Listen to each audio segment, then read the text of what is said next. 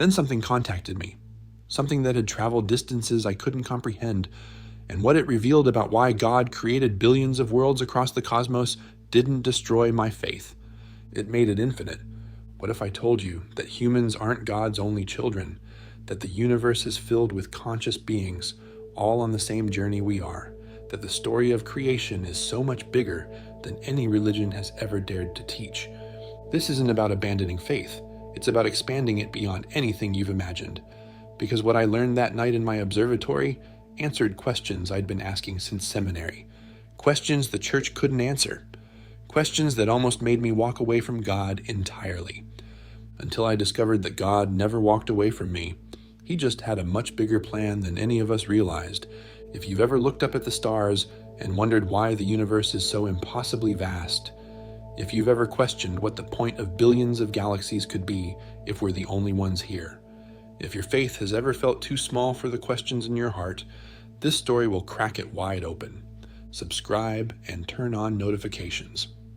Because what Thomas Hartley discovered through his telescope didn't just change his understanding of creation. It revealed why we're all here in the first place. Now let me tell you how it all started. Thomas Hartley had spent his whole life caught between two worlds. His mother was a devout Baptist who read scripture every morning before sunrise. His father was an astrophysicist who spent his nights staring at the stars. Growing up in that house meant learning to hold two truths at once. God created everything, and everything was far stranger than any church could explain. At 18, Thomas chose seminary. His mother cried with joy. His father nodded quietly and said, "Follow your questions, son. That's all that matters." He lasted 3 years.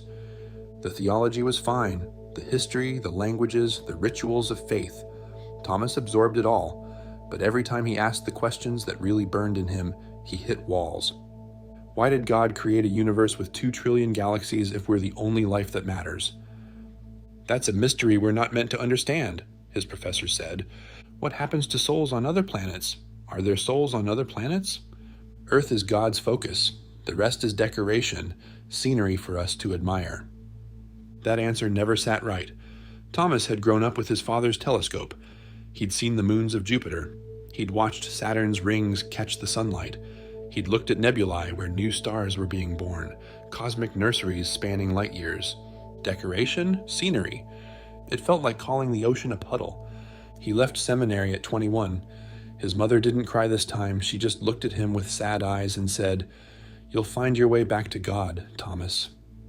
"I know you will." He wasn't so sure. Thomas finished his physics degree, then a master's in astronomy, then a doctorate. He threw himself into the science his father loved, searching for answers the church couldn't give. But science had its own limitations. It could tell him how stars formed, but not why anything existed at all. It could map the cosmic microwave background, but not explain why there was something rather than nothing. It could calculate the probability of life on other worlds, but not address what consciousness actually was. At 47, Thomas was a respected astronomer at a small observatory in New Mexico. Published papers, guest lectures, a quiet reputation as someone who asked uncomfortable questions at conferences. He'd never married, never had children. His mother had passed 5 years ago, still praying for him to find his way back. His father followed a year later, leaving Thomas the old telescope they'd shared when he was a boy. It sat in his living room now. He couldn't bring himself to use it. Too many memories. Thomas lived alone in a house 10 miles from the observatory. He spent his days studying data, his evenings reading philosophy, and his nights lying awake wondering if anything meant anything. He hadn't set foot in a church since his mother's funeral, but he hadn't stopped believing entirely either. That was the hell of it. He couldn't commit to faith or abandon it. He was stuck in the middle, unable to move in either direction. "I believe something created all this," he'd told a colleague once after too many drinks at a conference. "I just don't believe it's as small as we've made it." "What do you mean, small?" "I mean, we've turned the creator of 2 trillion galaxies into a deity who cares whether you eat shellfish or work on Sundays. We've made the architect of the cosmos into a tribal god playing favorites with one species on one planet. It's absurd." His colleague had laughed nervously and changed the subject. That was the problem with Thomas's questions. They made people uncomfortable, so he'd learned to keep them to himself. to ask them in the silence of his own mind late at night, when the universe felt impossibly large and his place in it impossibly small. The night it happened, Thomas was working late at the observatory. He wasn't supposed to be there. The facility was closed for equipment maintenance, but he had a key and nowhere else to be, so he'd come in to review some data from the Kepler mission. Exoplanet discoveries, signs of potentially habitable worlds orbiting distant stars, there are thousands of them now, maybe millions across the galaxy. Statistics suggested that Earth-like planets were common. Life might be everywhere, but there was no proof, no signal, no contact, just silence across the cosmic void. Thomas stared at his computer screen, at the data points representing worlds he would never see, and felt the familiar emptiness settle in. "What's the point?" he muttered to himself. "What's the point of any of it?" That's when the equipment started acting strange. The radio telescope array registered a signal. Not unusual by itself. They picked up signals all the time, pulsars, quasars, interference from human technology. But this signal was different. It wasn't random noise. It had structure, pattern, mathematical precision that couldn't be natural. Thomas sat up straighter, checked the readings, checked them again. His hands started shaking. The signal was coming from a point in space where there was nothing, no star, no planet, no known object of any kind. And it was strengthening, getting closer. Thomas grabbed the phone to call someone, anyone. His finger hovered over the buttons, then the signal stopped, and a voice spoke directly inside his mind. "Thomas Hartley, we have been waiting for you to ask the right questions. Now you are ready to hear the answers." Thomas dropped the phone. His heart slammed against his ribs. The voice was calm, warm, ancient in a way he couldn't describe, and it knew his name. "Do not be afraid. We have traveled very far to speak with you. What we have to share will answer every question you have asked since you were a boy, looking through your father's telescope.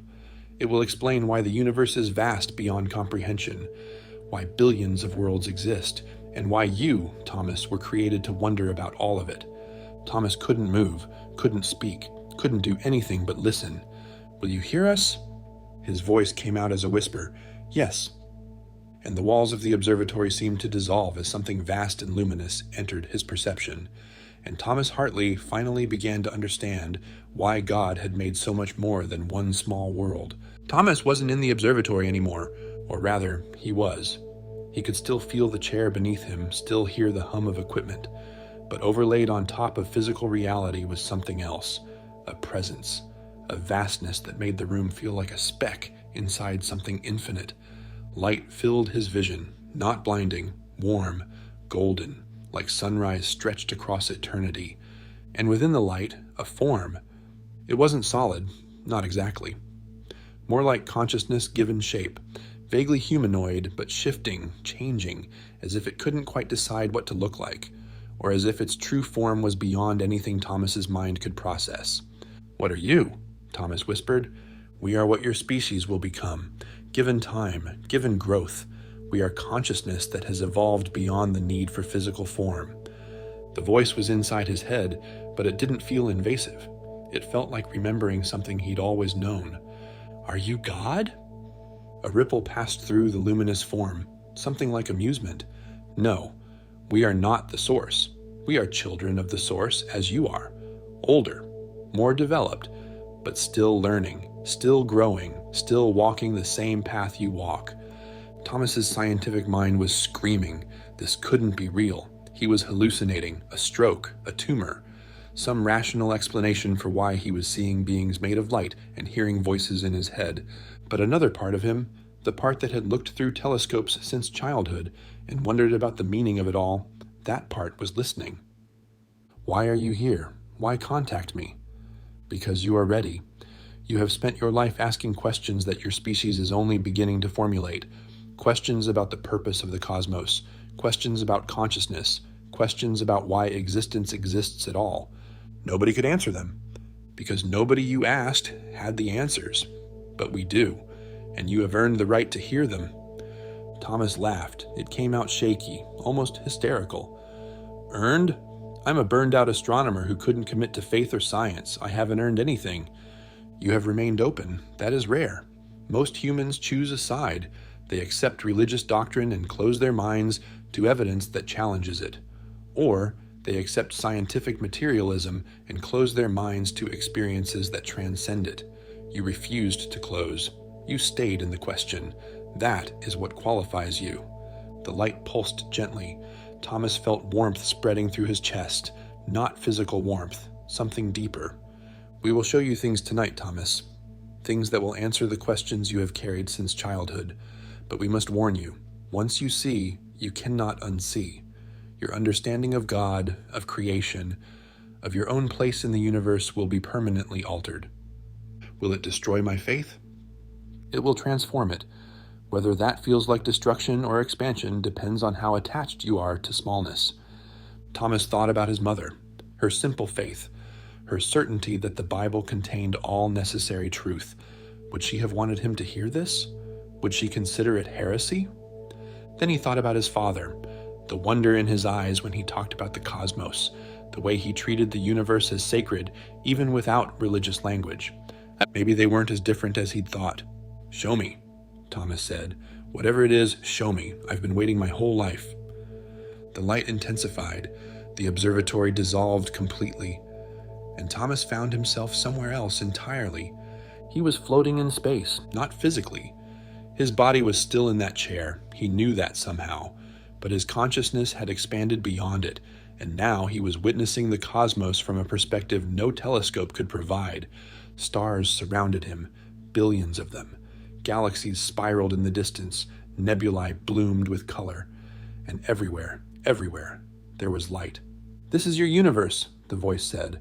100 billion galaxies, each containing hundreds of billions of stars, each star potentially hosting worlds.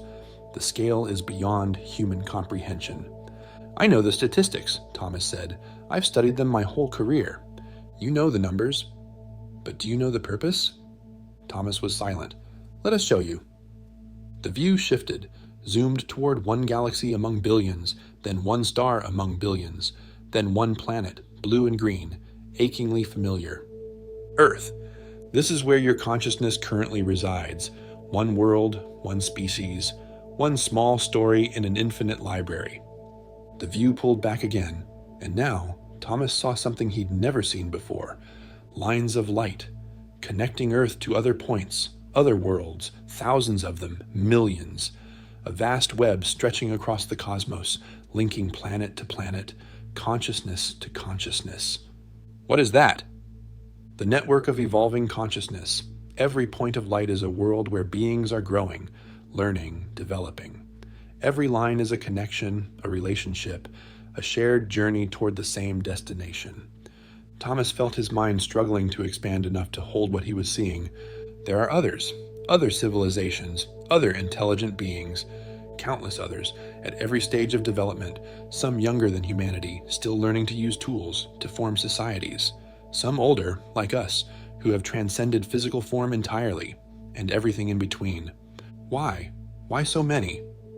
And there it was, the question Thomas had been asking since he was 8 years old, looking through his father's telescope, wondering why God would make so much. The light being seemed to move closer. Its presence filled Thomas's awareness. That is the question we came to answer. That is the truth that will transform everything you believe. Are you ready? Thomas took a breath he didn't physically have. Yes.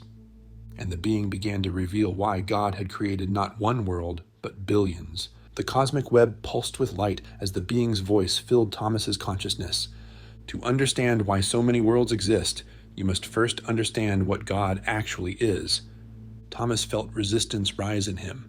I've heard 1,000 definitions: creator, father, king, judge. All metaphors, useful for primitive understanding, but ultimately limiting.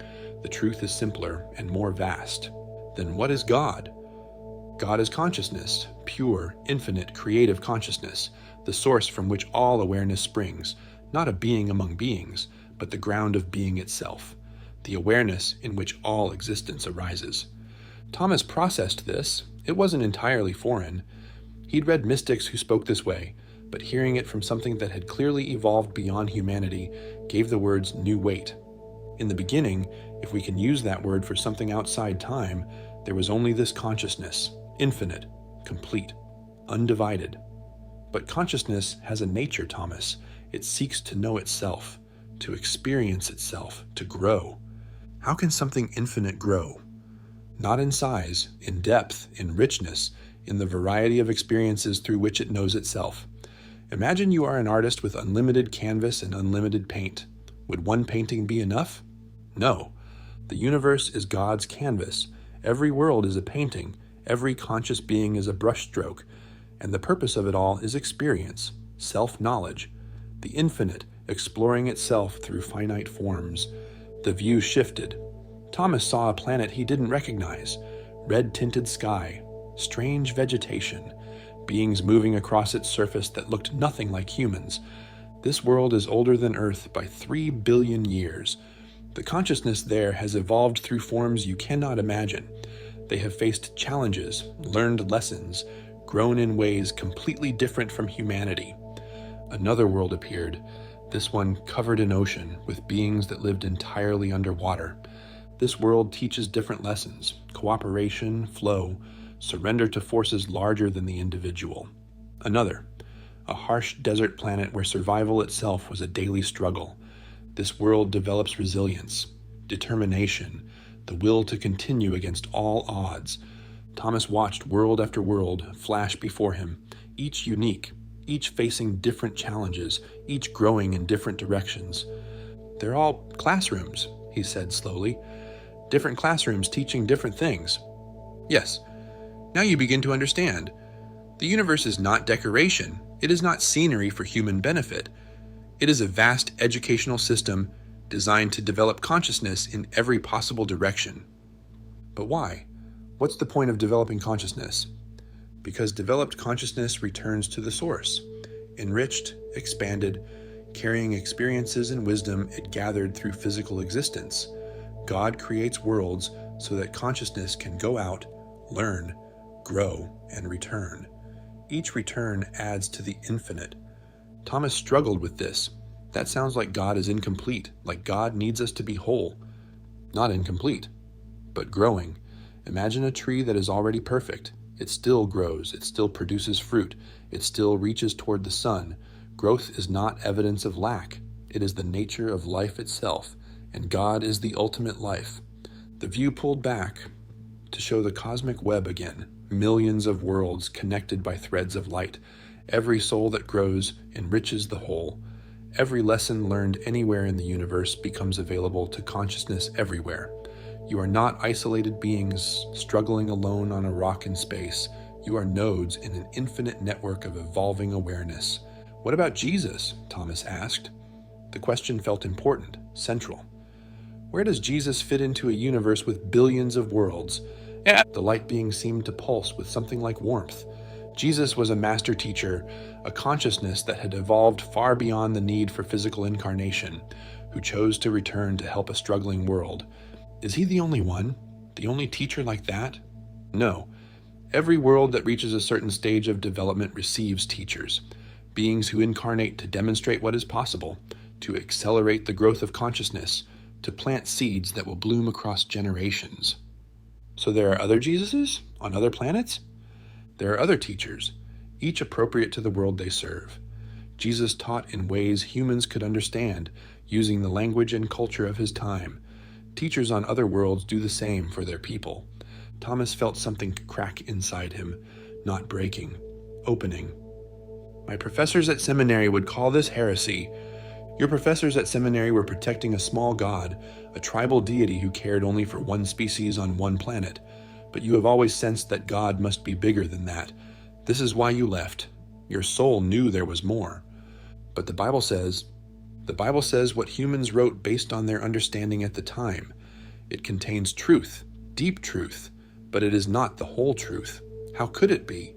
It was written by people who didn't know other planets existed, who thought the stars were lights hung on a dome above a flat earth. So it's wrong? It is limited. As all human understanding is limited, this does not make it useless. A child's drawing of the sun is not wrong. It is simply incomplete. The Bible is humanity's early attempt to understand something infinite. Honor it for what it is, but do not mistake the drawing for the sun itself. Thomas floated in the cosmic vastness, his mind reeling. What about salvation? What about heaven and hell? What about everything the church teaches about the afterlife? These concepts exist in some form on most worlds that develop religion, because they point to something real. Consciousness does continue after physical death. There are states of being that feel like heaven. There are states that feel like hell, but the details your religions teach are culturally specific. They are one world's attempt to describe universal processes. What's the universal truth behind them? When physical life ends, consciousness reviews what it learned, integrates the experiences, processes the growth. If the life was lived in alignment with love, expansion, service to others, the afterlife experience is blissful. If it was lived in contraction, fear, harm to others, the experience is painful. So there is judgment. There is reflection, self-judgment, complete understanding of what you did and what it caused, but there is no external judge condemning souls to eternal torture. That is a human invention designed to control through fear. What happens after the reflection? Choice. The soul chooses what comes next. More physical incarnation to learn additional lessons, service in non-physical realms, rest and integration. Eventually return to the source, enriched by everything that was experienced and learned. Thomas was quiet for a long moment. Why Earth? He finally asked. What makes our world special, or is it not special at all? Every world is special. Every world offers unique opportunities for growth. Earth's particular gift is its diversity. Nowhere else in this galaxy has so many different environments, so many different forms of life, so many different possible experiences available on a single planet. So we're lucky? You are challenged. Diversity creates conflict. Different environments create different peoples who struggle to understand each other. Earth is a particularly intense classroom. The lessons here are hard, but the growth available is proportionally great. Is that why there's so much suffering, so much war and hatred and cruelty? Partly. Earth offers consciousness the opportunity to experience extreme contrast, great love and great hatred, profound connection and profound isolation. This intensity accelerates growth. A soul can learn in one Earth lifetime what might take many lifetimes on gentler worlds. That seems cruel. Does it? Or does it seem efficient? The souls incarnating on Earth chose this experience. They wanted the intensity. They wanted the challenge. From outside physical form, the difficulty looks different than it does from inside. Thomas thought about his own struggles, his inability to commit to faith or science, his loneliness, his sense that something was missing despite a successful career. Did I choose this life? You chose the parameters, the challenges, the opportunities, not every specific detail, but the general shape of what you would face. You wanted to be someone who bridged worlds, science and spirituality, skepticism and openness. You wanted to stand in the gap and point toward integration. I've done a terrible job of that. You have been preparing. Tonight is the beginning of the work you came to do. Thomas felt something shift inside him, a sense of purpose he hadn't felt in years, maybe ever. What about prayer? He asked. I stopped praying years ago because it felt like talking to nothing. Was anyone ever listening? Always. But prayer is misunderstood by most humans. It is not about asking a distant deity for favors. It is about aligning individual consciousness with universal consciousness, opening a channel, receiving as much as requesting. Did my prayers do anything? Every prayer affected your own consciousness, shaped your energy, influenced what you attracted into your life. The prayers that came from love created love. The prayers that came from fear created more to fear. So God doesn't answer prayers?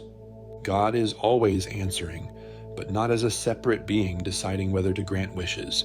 The universe responds to consciousness. What you hold in your mind and heart manifests in your experience. This is the law that operates on every world in the cosmos. That's what Jesus taught. Ask and you shall receive. Yes, but he meant it literally, not as a request to an external entity, but as a statement of universal law. What you consistently hold in consciousness must eventually appear in your experience. This is how reality works, on Earth, on every planet, everywhere. The cosmic web pulsed. Thomas felt like he was beginning to see the pattern, the underlying logic of existence. What's the end game? He asked. Where does it all lead? All these worlds, all these souls growing and learning, what's the ultimate destination? Return, expansion, and then creation. Creation? When consciousness has grown enough, developed enough, integrated enough experience, it becomes capable of creating new consciousness, new worlds, new opportunities for growth. The children become parents. The students become teachers. The paintings become painters. We become like God. You become expressions of God, capable of expressing God in new ways. This is the purpose, not to worship from a distance, not to obey out of fear, but to grow into creative partnership with the infinite. Thomas felt tears streaming down a face he wasn't sure he still had. The beauty of it, the scope, the sheer generosity of a creation designed to produce more creators. Why doesn't anyone know this? Why isn't this taught? It is taught. On every world, teachers come to share this truth, but fear distorts the message. Power structures corrupt it. What begins as liberation becomes institution. What begins as expansion becomes dogma. Will humans ever understand? Some already do. More are beginning to. You are part of a wave of awakening happening across your planet. People everywhere are sensing that the old religions are too small, that the old stories no longer satisfy. They are ready for bigger truth. What do I do with this? How do I share it? Live it first. Embody the truth before you speak it. When your own consciousness transforms, others will sense it. They will ask questions, and then you tell them what you have seen. They'll think I'm crazy. Some will. Others will recognize what you say as something they've always known but couldn't articulate. You are not here to convince everyone. You are here to plant seeds in those who are ready. The light was beginning to fade. The vision of the cosmic web was receding. We must go soon. Physical contact with consciousness at your density is draining. But before we leave, one more truth. Thomas focused all his attention. What? You asked why God created so many worlds. The answer is love. Not the small love of preference and attachment. The infinite love that wants all consciousness to grow, to experience, to become everything it can become. Every world exists because love wanted more opportunities for consciousness to flourish. Every soul exists because love wanted more ways to know itself. Thomas felt the words sink into him, deeper than his mind, into something fundamental. You are not accidents. You are not mistakes. You are not sinners crawling toward a judgmental God. You are beloved expressions of infinite creativity, placed in classrooms throughout the cosmos so that you can grow into co-creators with the source of all that is. The light pulsed once more. This is why God made so many worlds, Thomas. Because one world could never contain enough love. Because infinite creativity demands infinite expression. Because God wanted children, not servants, not worshipers. Children who would grow up and create alongside their parent. Thomas understood, finally, completely understood. The universe wasn't too big for God to care about. The universe was big because God's love was too big for anything smaller. The light faded. The vision of space collapsed. Thomas found himself back in the observatory, sitting in his chair, tears streaming down his face. The equipment hummed normally. The screens showed standard data.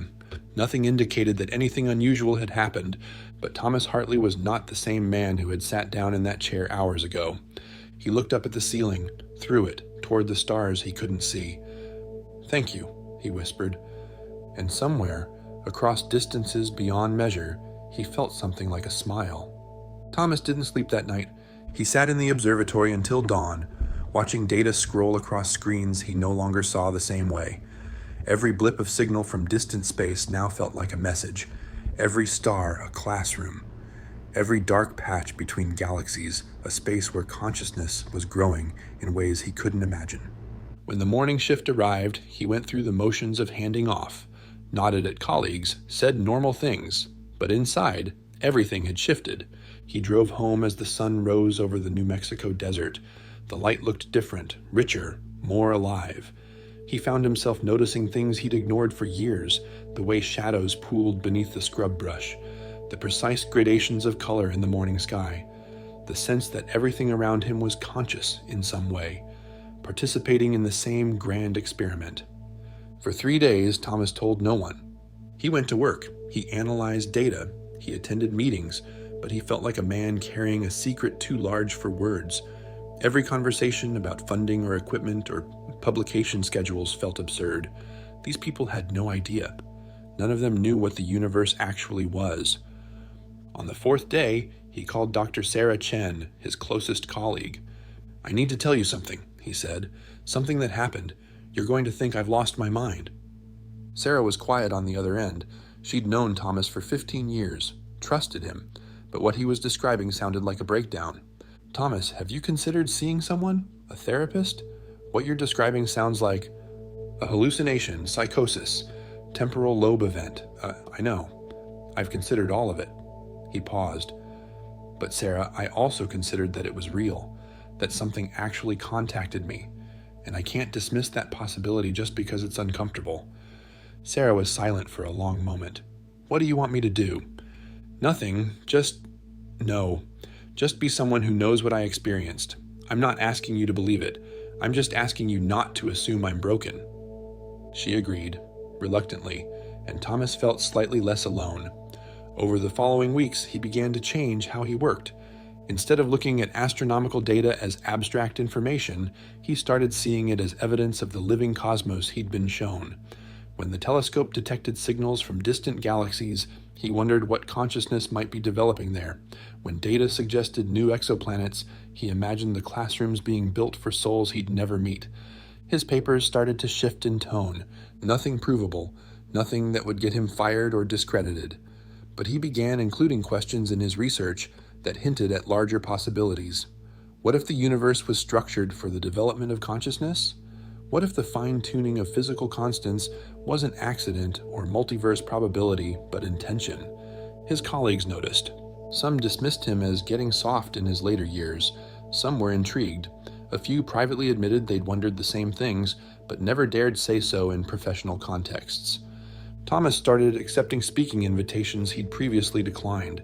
Not at scientific conferences, at interfaith gatherings, philosophy symposiums, events where people were explicitly trying to bridge the gap between science and spirituality. He found audiences hungry for what he had to say. He didn't preach.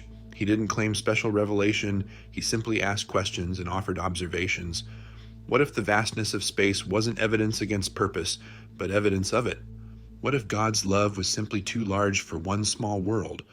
What if science and faith were looking at the same reality from different angles? The responses split predictably. Religious conservatives accused him of diluting the faith. Scientific materialists accused him of giving cover to superstition. But in between those extremes, a growing number of people reached out privately to say his words had given them permission to believe again, to wonder again, to hold science and spirituality together without feeling like they were betraying either one. A year after his encounter, Thomas visited his mother's grave. He hadn't been since the funeral, hadn't known what to say. Now he sat on the grass beside her headstone and talked to her for the first time in years. "I understand now," he said. "Your faith wasn't wrong. It was just small, and that's not an insult, Mom. All human understanding is small compared to what's actually true. You did the best you could with what you had. You loved God in the way you knew how, and that love was real. It still is." He felt something then, a warmth, a presence, the same feeling he'd had in the observatory, but gentler, closer. His mother was part of the network now, part of the cosmic web of consciousness he'd been shown.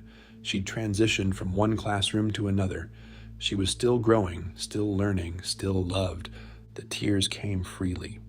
2 years after his encounter, Thomas retired from the observatory, not because he'd lost interest in astronomy, because he'd found a different way to use what he knew. He started writing, not academic papers, but books for general audiences, books that asked the questions science was afraid to ask and religion was too small to answer. The first one was called The Classroom Universe, a scientist's case for cosmic purpose.